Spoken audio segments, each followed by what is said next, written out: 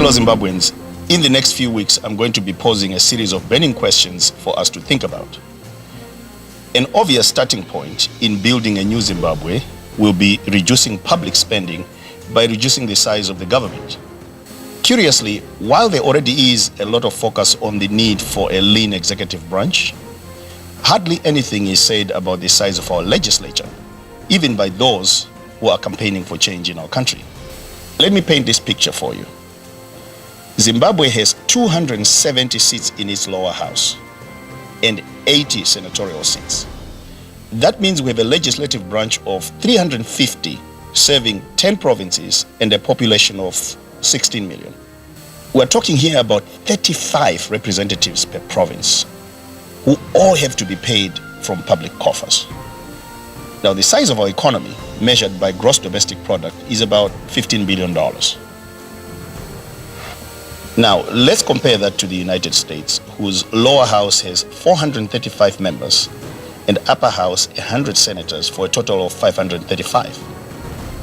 That would be an average of 10 representatives for each of the 50 states that make up the United States, whose population at 324 million is 22 times the size of our own.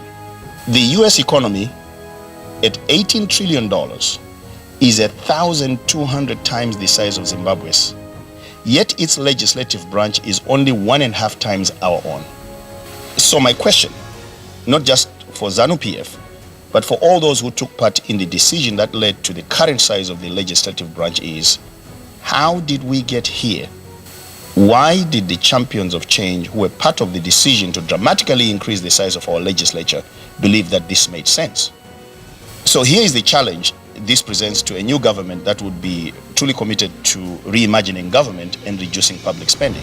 In order to reduce the size of our legislature, which we must because we cannot afford this, any new government will have to ask MPs and senators to vote themselves or some of their colleagues out of jobs. The reality is that reducing the size of the executive will be the easier part.